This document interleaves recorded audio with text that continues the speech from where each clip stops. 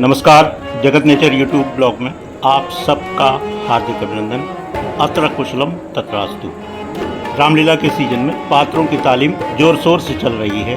पिछले 2 वीडियो की तरह ही इस वीडियो की शुरुआत श्री रामचंद्र जी की आरती से कर रहा हूँ। उन व्यूअर्स से मैं अभी विनम्र निवेदन करना चाहता हूँ जो रामलीला या रामलीला के गीतों, संवादों और इस संस्कृति में रुचि नहीं रखते हैं, उनको यह वीडियो बोझिल लगेगा। इसलिए अगर वो ये वीडियो न देखना चाहें तो कृपया अभी स्किप कर लें। फिलहाल आज का वीडियो भी काफ़ी रोचक होने वाला है। कई बार तो आपको लगेगा कि रामलीला का सजीव प्रसारण हो रहा है। प्रसंग सुंदर हैं और आइए देखते हैं।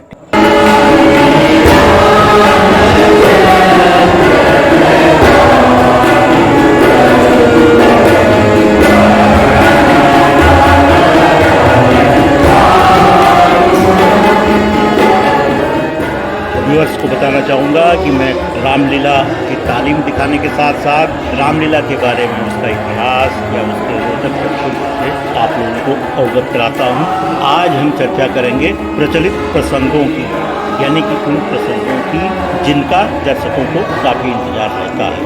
अगर हम राम प्राकट्य से ही लीला की शुरुआत करते हैं तो अयोध्या में रामचंद्र जी का अवतरण पहला प्रसंग है। भय प्रकट कृपाला दीन दयाला कौशल्या हितकारी हरसित महतारी मुनि मनहारी अद्भुत रूप विचारी। रामलीला के ये प्रमुख प्रसंगों में से है और बहुत पवित्र प्रसंग है।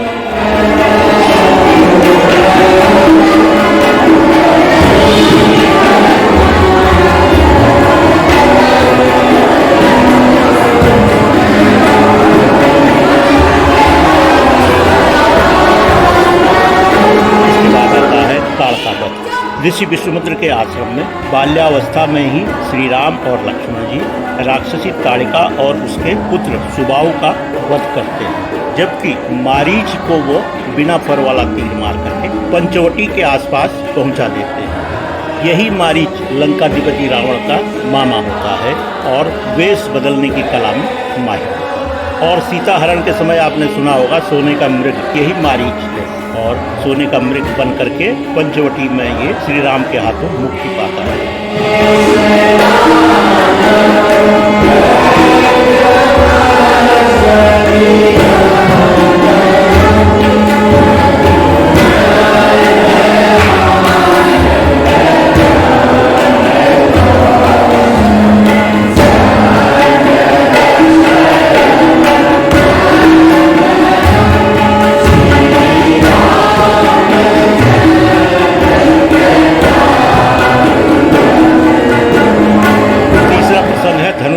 ये हर रामलीला का अपना अपना अलग अलग स्तर होता है।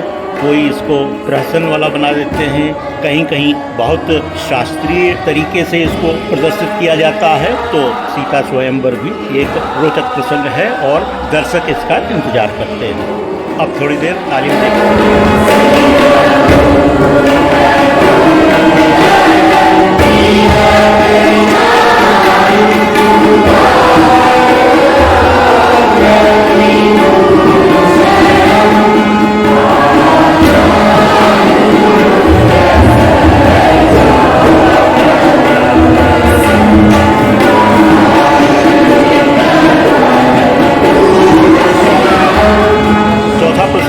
दशरथ और उपवन में बैठी उनकी दूसरी रानी कैकेयी का संवाद। इस प्रसंग से पहले मंथरा को कैकेयी को समझाना और कैकेयी का को भवन में बैठ करके दशरथ अपनी बात मनवाना।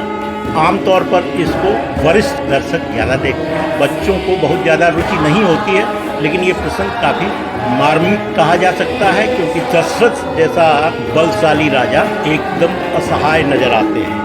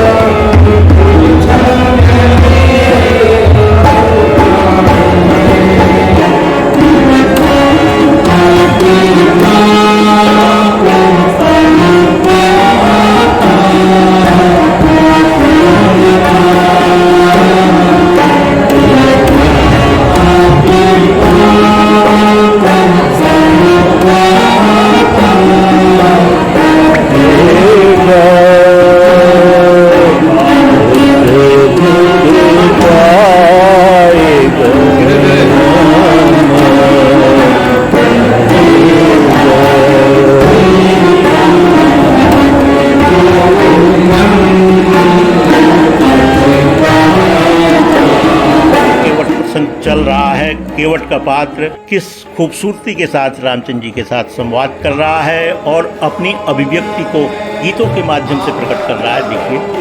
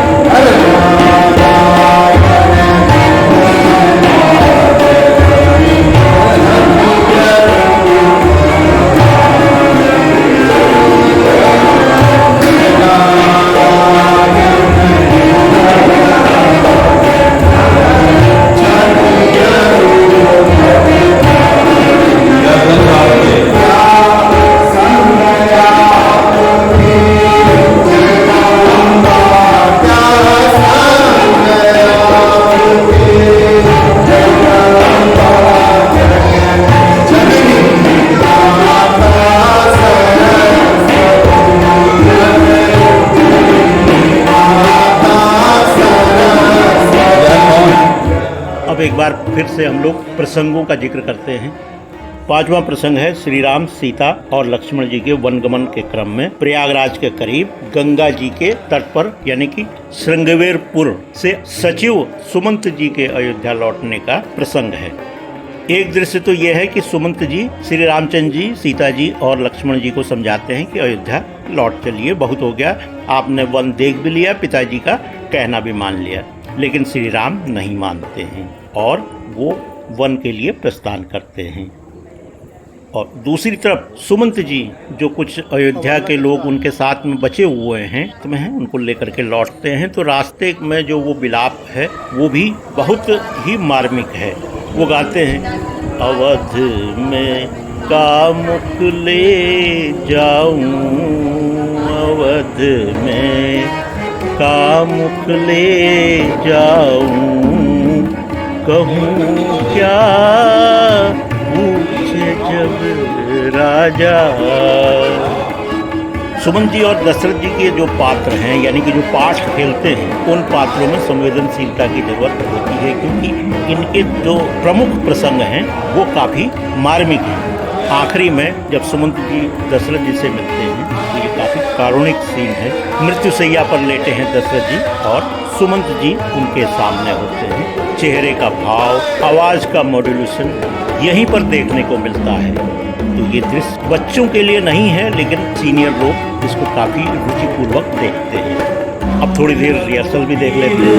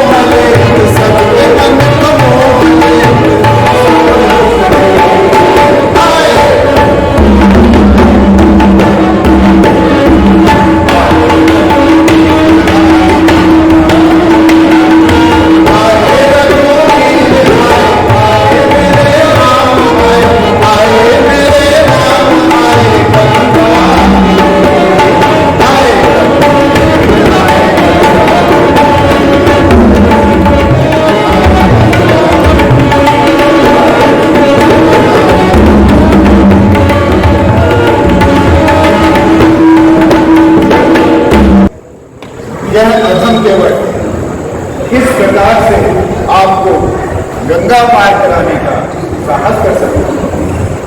ये साहब हमें शीत गंगा पार जाना है, मतलब अपनी नाव लाकर हमें गंगा के उस तट पर पहुंचाना है। इस घाट की नैया पर ना प्रभु ना, ऐसा नहीं हो पाएगा। इस घाट की नैया पर मैं आपको गंगा पार नहीं करा सकता।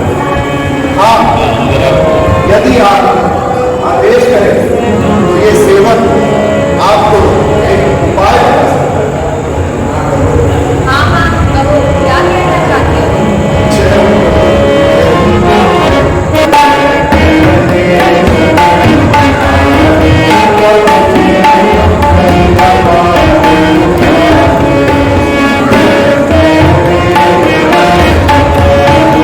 जय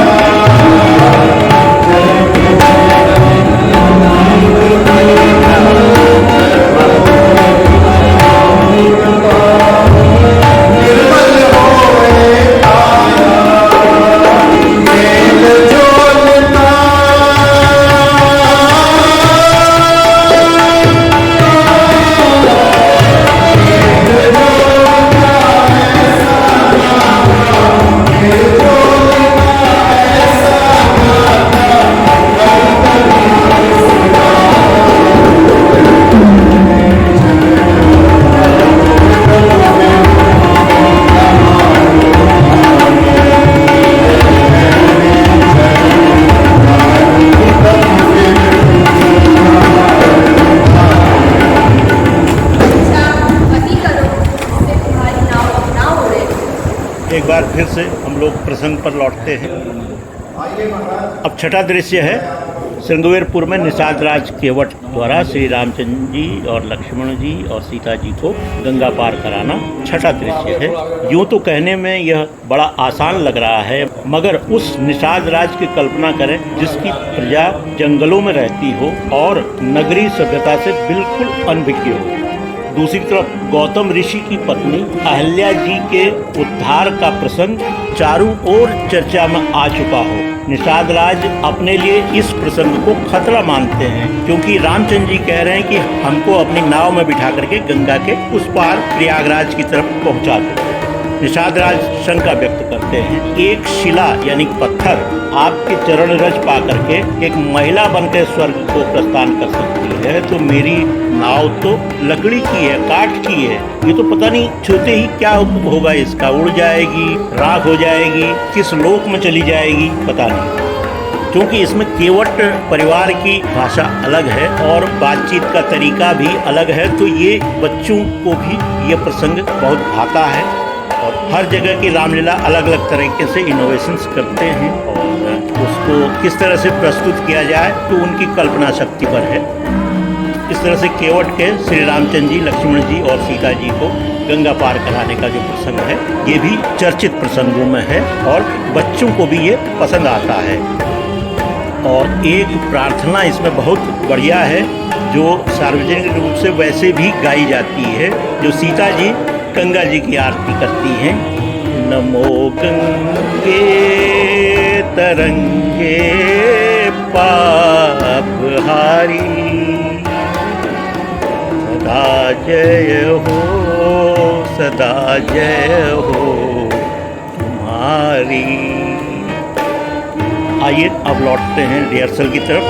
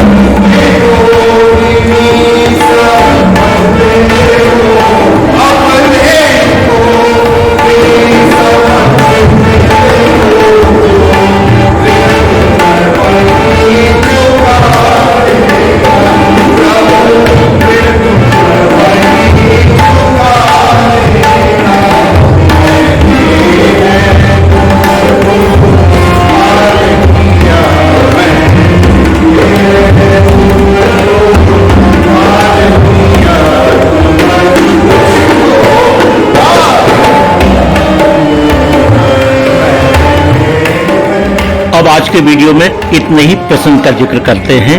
वैसे तो कई और प्रसंग हैं, लेकिन आज वीडियो काफी लंबा हो चुका है, इसलिए आगे के प्रसंगों का वर्णन अगले वीडियो में करेंगे।